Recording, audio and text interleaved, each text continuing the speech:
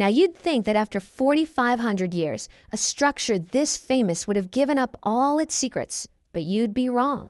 In just the last few years, modern technology has revealed something astounding. Check out this timeline. The pyramid is sealed for thousands of years. Then, in 820 AD, the first recorded re-entry. And then, a huge gap. Until 2017, a brand new discovery proving the story is far from over.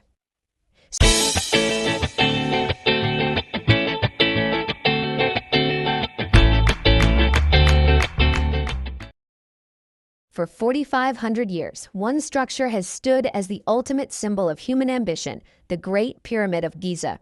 It's an ancient wonder that, honestly, still baffles us today. We know why it was built, as this epic tomb for a pharaoh, but the real mystery, the one that sparks all the debate, is how. How did they pull this off without a single crane, bulldozer, or, even a wheel?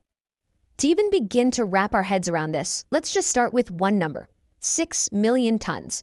That's the estimated weight of the Great Pyramid. Now, a number that big is almost meaningless, right? So let's try to put it into perspective. Okay, look at this. The Burj Khalifa, the tallest building on Earth, a symbol of modern engineering, weighs about 500,000 tons.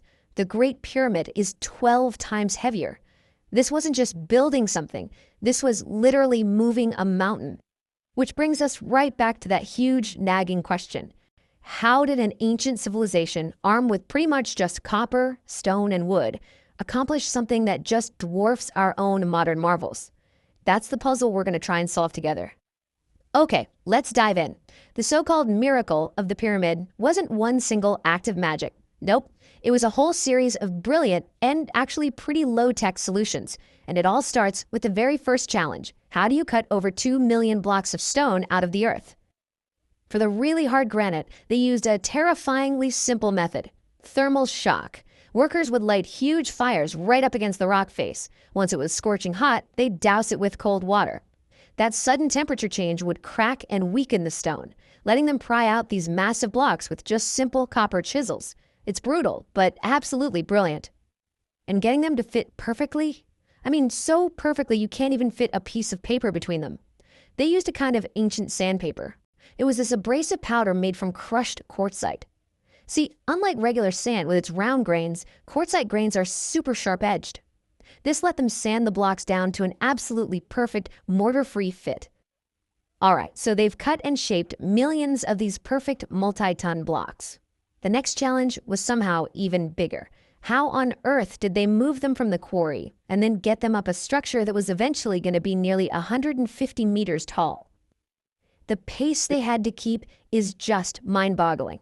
To finish this thing in about 20 years, they had to quarry, shape, move, and perfectly place a new block, each one weighing as much as an SUV, every few minutes of every single working day.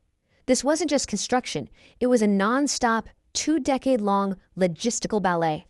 So how did they move these colossal weights across the ground? Well, the leading theory is beautiful in its simplicity. It's based on ancient artwork, and it's been confirmed by modern physics. They used wet sand. And this simple idea is the absolute key. See, dry sand piles up in front of a heavy sledge and just makes it harder to pull. But if you add just the right amount of water, it stiffens the sand and drastically reduces the friction. Modern experiments have actually proven this. This one simple trick cuts the force needed to pull the blocks in half, turning a totally impossible task into a brutally difficult but manageable one. This incredible effort brings us to one of the most persistent questions out there. Who were the people doing all this backbreaking labor? The Hollywood image of whips and chains is powerful, but the archaeological truth? Well, it's way more interesting. The myth, which got its start way back with the Greek historian Herodotus, talks about 100,000 slaves. But the reality, which we discovered by actually excavating the workers' village near the pyramids, points to a rotating workforce of maybe 20 to 30,000 skilled artisans, masons, and laborers. These weren't slaves. They were paid, well-fed, and part of a respected national project. And the most compelling evidence comes from the workers themselves. The skeletons found in their cemeteries show exactly what you'd expect: signs of a very hard life, arthritis, spinal injuries. But they also show healed fractures, even successful amputations. They were receiving sophisticated medical care. These were not disposable people. They were valued craftsmen, So what was this mountain of stone actually built to protect? Well, for all its massive size on the outside, the Great Pyramid is not a solid mass. It's a labyrinth designed to guard the pharaoh's soul on its journey into the afterlife. The whole thing is this incredible network of passages, galleries, and hidden chambers. You've got the Grand Gallery, the King's Chamber. It was all designed to be this kind of machine for the afterlife, protecting the pharaoh's body and treasures for all eternity. But here's the ultimate irony. For all their incredible ingenuity, the pyramids failed. They failed at their number one job. Every single one of them was looted thousands of years ago. When archaeologists finally got inside the Great Pyramid, all they found was an empty sarcophagus. All the treasures we think of, like King Tut's Nask, they survived because they were buried in secret hidden tombs, not in giant stone advertisements screaming, "Rob me." Now you'd think that after 4,500 years, a structure this famous would have given up all its secrets, but you'd be wrong. In just the last few years, modern technology has revealed something astounding. Check out this timeline. The pyramid is sealed for thousands of years. Then, in 820 AD, the first recorded re-entry. And then, a huge gap. Until 2017, a brand new discovery proving the story is far from over. So, how did they find it? With a technique called muon tomography. It's incredible stuff. It uses cosmic rays that are constantly bombarding the Earth. It's like a giant, natural X-ray machine to scan huge structures for hidden voids or chambers, all without drilling a single hole.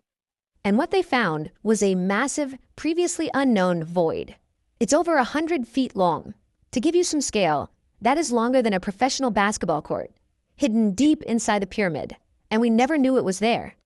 It's located right above the Grand Gallery, and they've nicknamed it the Big Void. But what is it? Is it a hidden chamber? Some kind of structural feature to relieve weight? A secret tomb that the looters missed? The honest answer is we don't know, and we can't get to it without damaging this ancient monument.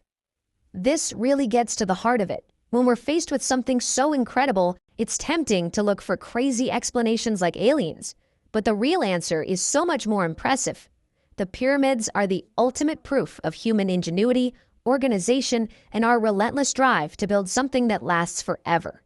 The ancient Egyptians built these monuments to stand for eternity, and, well, they pretty much succeeded.